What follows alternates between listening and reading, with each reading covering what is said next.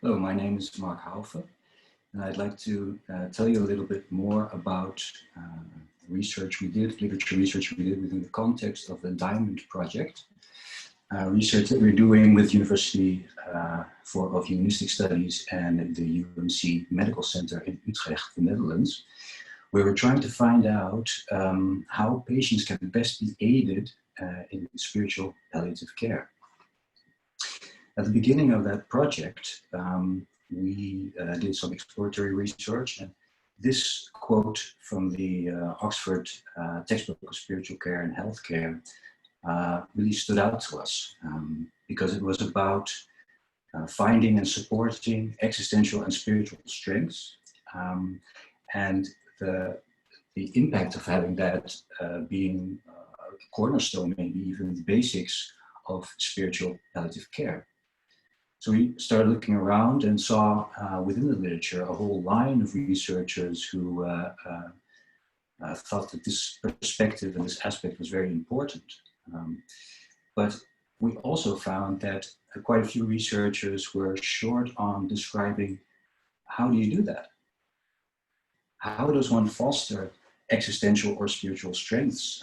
Which strengths are there? What approaches are there to foster strengths? And how do these approaches work? So we took that upon ourselves as a research question, also because we found in the literature a lot of information about symptom reduction and spiritual crisis management, but not a lot about existential and spiritual fostering, even though it seems that such fostering has a large impact also on palliative care. So we looked at the literature landscape and we found that it was a very dispersed landscape, that strengths literature was scattered across several disciplines and was brought into contact with a myriad of key terms. So we chose as our research form an interpretive synthesis so that we could glean from the different perspectives insights that we found interesting and synthesize that into a meaningful whole which also hopefully has some practical significance. So we searched these databases for literature the last 20 years. And we were particularly looking for research that named existential or spiritual strengths, that also described approaches to foster those strengths, and had some type of reflection on how these approaches worked. And through such inclusion criteria, we selected 14 studies. And these studies were then coded according to strength approach, corresponding approach, and working principles, grouped according to the specific strength, and subjected to thematic analysis to see if we could find some overriding patterns. The studies were quite diverse worldwide. We have to say, though, that most patients were in stage 3 or 4 cancer. But by and large, it was a fairly diverse group. 7 studies dealt with spontaneous approaches of patients themselves to foster existential or spiritual strengths, and 7 studies with more formal approaches designed by professionals to aid such fostering. Now, what have we learned about strength and strength fostering on the whole?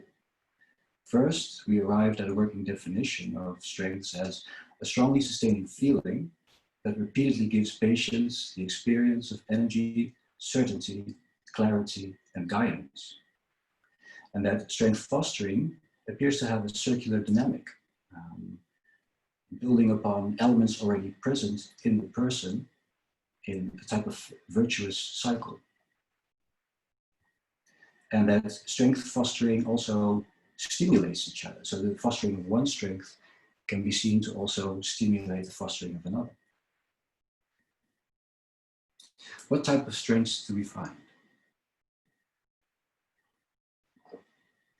These are the 5 that we found in our literature. Meaning, derived from finding significance in your life. Connection, stemming from deeper sharing with others. Agency, based on the capacity to do and affect. Hope, linked with an uplifting future. And faith, based in the trusting of the supernatural. All strongly sustaining feelings. Analysis revealed 16 distinct approaches to foster strengths in this configuration that we see here. And I don't have time to go into all those approaches, but I want to talk about 2 to give you a general idea about what these approaches are. We go to meaning, reassessing importance. Spontaneously, many patients at the end of life seek to look back on their life, to reflect and to prioritize experiences, memories, situations that I find important and integrate them into a new whole, the story of my life. And if they are successful in that, they feel very much uplifted and supported by the strength of meaning. Their life has meaning. But even though a lot of patients seek to do this, not everyone is successful. Not everyone knows how to do that.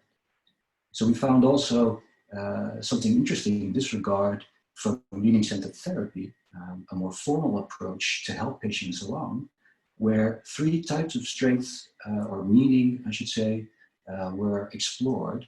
What has made you stronger? What has enriched your life?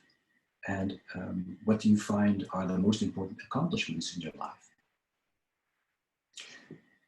In this way, professionals, if they see that patients are struggling with, for instance, reassessing importance, they can then ask questions and listen to the answers regarding the most important meaning themes and try to find a way to incorporate that or give that form in such a way that is most meaningful together with the patient. So it could be a story in the interview, or it could be a scrapbook, or it could be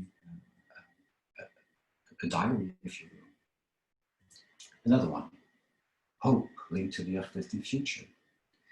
Patients spontaneously collect symbols that signify hope, a talisman of sorts. Could be anything, pictures, jewelry, poetry. That's something that gives them solace and a positive view on the future. They can bring with them to the hospital, for instance, and lay it on the bedside. And what a professional or a formal approach has done in the Living with Hope program is to actually already explicitly ask patients to build a hope collection, either with their help or without it. And to make a configuration, sort of like a mini installation, if you will, or a scrapbook or a collage of those things that give them hope. And what they found with their Living with Hope program was that hope was greatly enhanced as a spiritual strength. What they also found was that youth, their own youth, so going back a little bit in time, was perceived as giving a feeling of hope and an uplifting future, but also going a little bit into the future for the next generations and the promise that they might bring could also bring hope. So I hope that you have a little bit of an understanding about the approaches. We named this visualization the propeller because of the dynamic, the circular dynamic of the fostering approaches. So we've already seen that, for instance, with reassessing importance, meaning making is derived from previous meanings and reassessed or reassembled in a new meaningful whole, my story. And we also chose the propeller because blades seem to stimulate each other, to set each other in motion. So for instance, going back over your life to the stage of youth and finding an uplifting situation, a perspective from that could also, through pictures, for instance, yield hope symbols that might start off a hope fostering approach. But this is only a preliminary configuration, of course. We had a very strict selection, 14 studies survived. It's quite possible that different parameters would yield other very important insights that we missed. But we think that we have not been able to find any overview of existential spiritual strength in this way. So with this visualization, if you will, we were also hoping to start a new line of research.